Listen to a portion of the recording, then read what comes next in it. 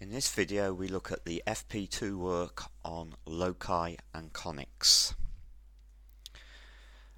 The specification says that we should be able to cope with loci in Cartesian and parametric form, that we should be able to find intersections, chords, tangents and normals using algebraic and calculus methods. In particular we need to be used to the equations of the ellipse, the hyperbola and the parabola, and how we can derive these conic sections using the focus directrix properties. And we also need to be able to handle translations of one conic onto another conic. So the key ideas, well, we've got all of the coordinate geometry work and our basic differentiation for implicit and parametric curves, and then the consequent finding of tangents and normals to curves from C1, C2, C3 and C4. We should certainly recognise the Cartesian equation and the parametric equation of the standard ellipse, the standard hyperbola and the standard parabola. The focus directrix properties of these conics are summarised on page 4 of the formula booklet, and it's very important you remember where these formulae are, because they're very commonly used within questions. And then finally we need to be able to handle what the effect of a translation on one of the standard conics is, and these can be summarised by the following statements. So let's now move on and have a look at our first example, which comes from the 2010 paper. We have a parabola which has equation x squared plus 8y equals 0. And the first thing they're asking us to do is to find the coordinates and the equation of the directrix.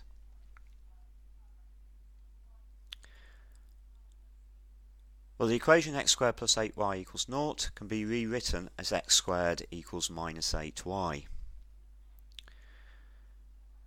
Now, as a general thing, the equation of the standard parabola is written in the form y squared equals 4ax. So it's a good idea to actually do a little sleight of hand, and let's for the moment say that capital Y is little x and capital X is little y. Then that means that the equation of our parabola can be rewritten as capital Y squared equals minus 8 times capital X, or in other words we've got y squared equals 4 times minus 2 times capital X, which is the equation of a standard parabola with a equals minus 2. So the focus is going to be capital X equals minus 2, capital Y equals 0, and the directrix is going to be the line capital X equals 2. To get our required results, we just need to remember that capital X is the same thing as little y, capital Y is the same thing as little x, which means that the original parabola is going to have a focus whose coordinates are little y equals minus 2, little x equals 0. So the parabola has got a focus of 0, minus 2, and the directrix of the parabola will be little y equals 2.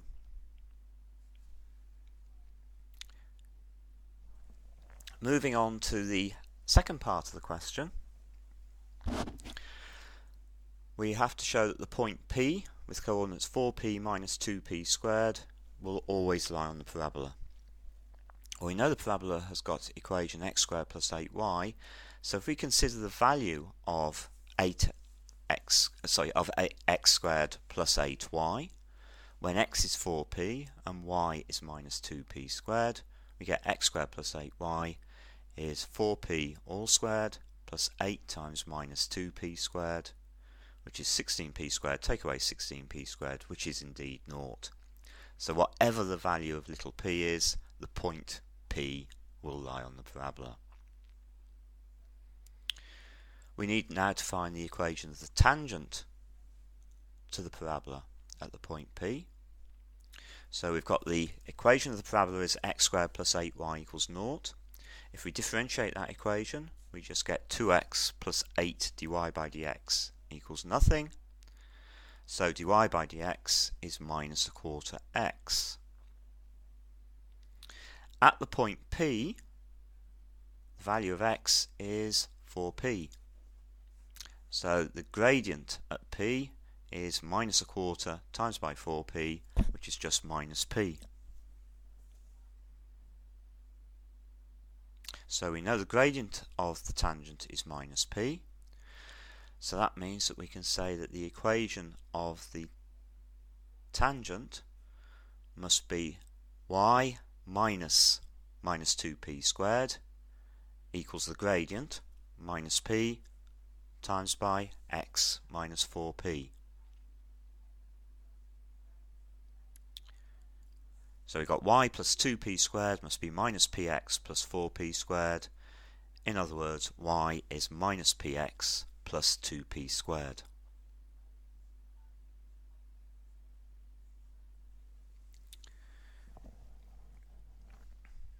So we know the equation of the tangent is y equals minus px plus 2p squared. If the point lambda 2 lies on the tangent, then we must have 2 equals minus p lambda plus 2p squared, which instantly rearranges to 0 equals 2p squared minus lambda p minus 2, which is the required equation.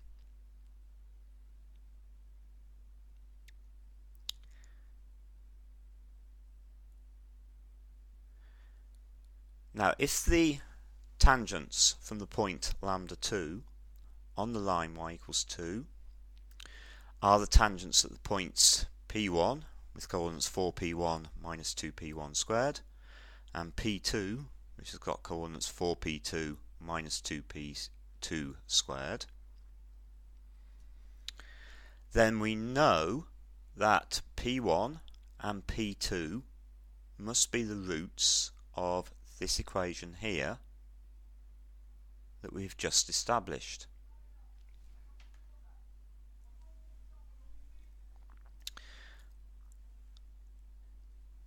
Now, remembering the FP1 work on roots of equations, if we have a quadratic equation, the product of the two roots is equal to c upon a. So we have P1 times P2, that's the product of the two roots, is equal to c upon a, which is minus 2 upon 2, which is minus 1. But P1 is the gradient of the tangent at the first point. Little p2 is the gradient of the tangent at the second point. So we've got the two gradients multiply together to give me minus 1, which tells me that the two tangents must be perpendicular to each other.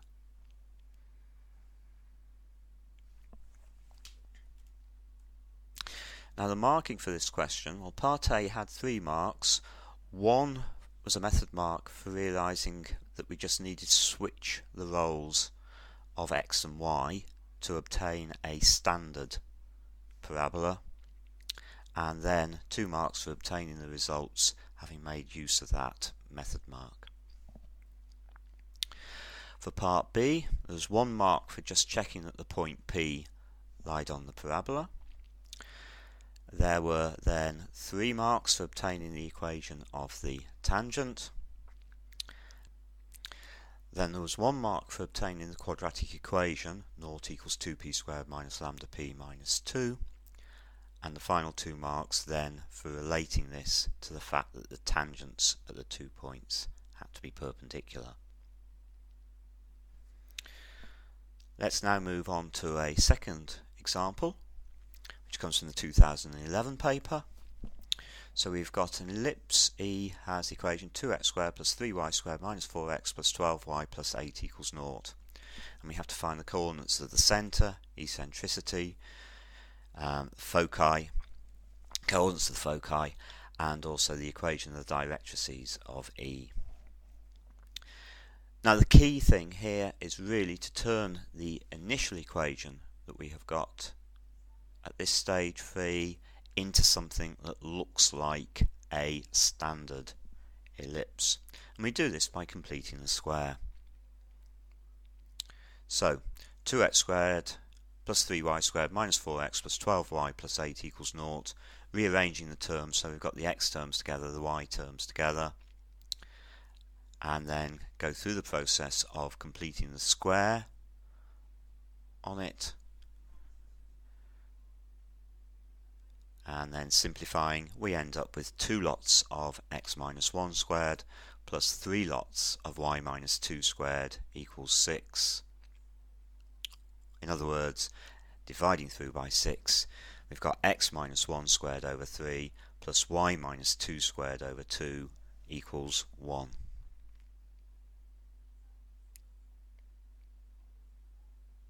Now,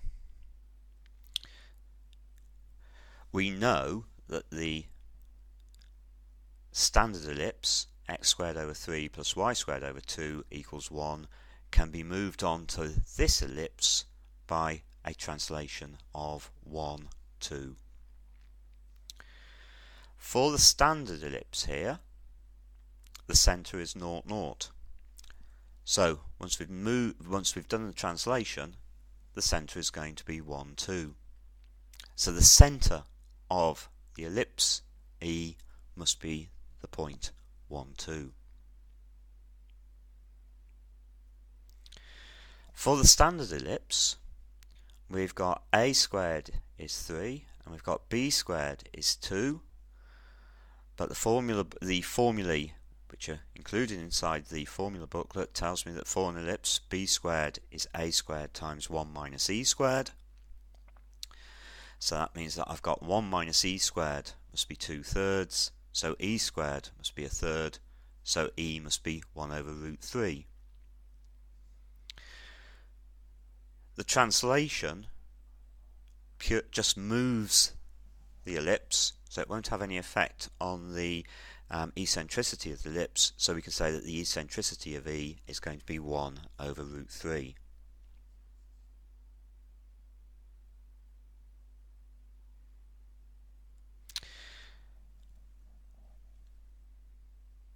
Now, the foci of the standard ellipse are the point plus or minus a times e 0.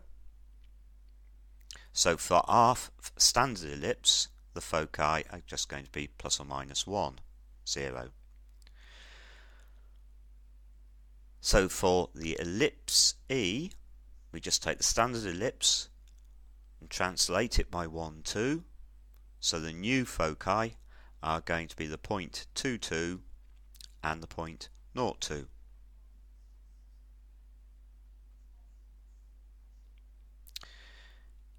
The directrices of the standard ellipse are x equals plus or minus a upon e. A upon e is root 3 divided by 1 over root 3. In other words, it's x equals plus or minus 3 are the directrices of the standard ellipse. To get our ellipse E, we need to do a translation of 1, 2.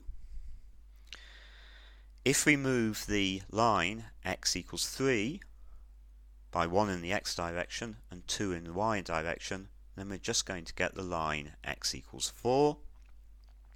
And if we move the line x equals minus 3 by the translation 1, 2, then we're simply going to get the line x equals minus 2.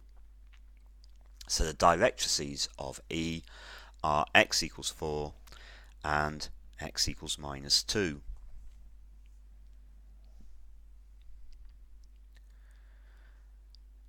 Now, in terms of the marking for this, there are basically 3 marks for obtaining this format for the equation of the ellipse E, together with 1 mark for finding the coordinates of the centre of E. There were then 3 marks for obtaining the eccentricity of E from this equation, 2 marks for obtaining the coordinates of the foci of E, and 2 marks for obtaining the equations of the directrices of E.